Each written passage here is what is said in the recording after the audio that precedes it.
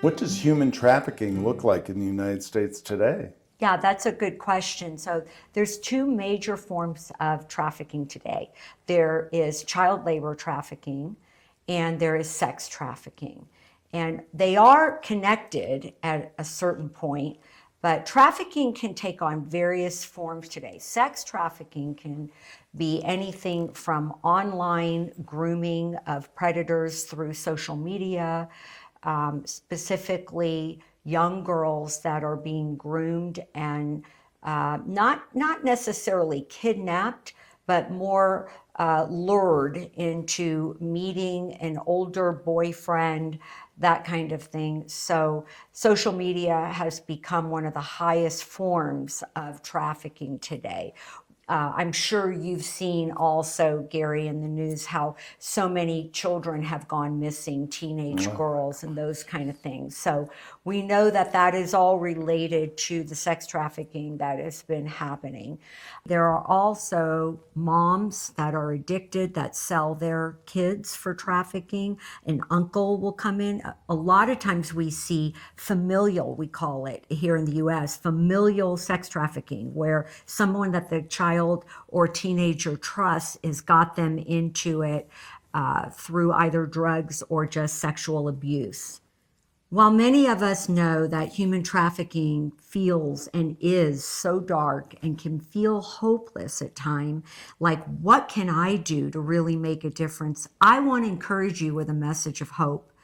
We've been doing this work now for 12 years, and I can tell you that when we began, it was very, very dark. It was very difficult to even talk about. A lot of people didn't want to hear it. It's why we do my benefit concerts every year, because we know that this is a tough subject and we like to bring music and encouragement and a message of hope and empowerment that you can make a difference. Number one, just by being aware, just by knowing and understanding that this is a problem and that we can be part of the solution instead of staying in darkness, bringing it to light, saying, not on my watch, I'm going to do whatever I can. That is a huge piece. And number two is to be a participant in the solution. You can make a difference by supporting organizations like Destiny House Restoration Center.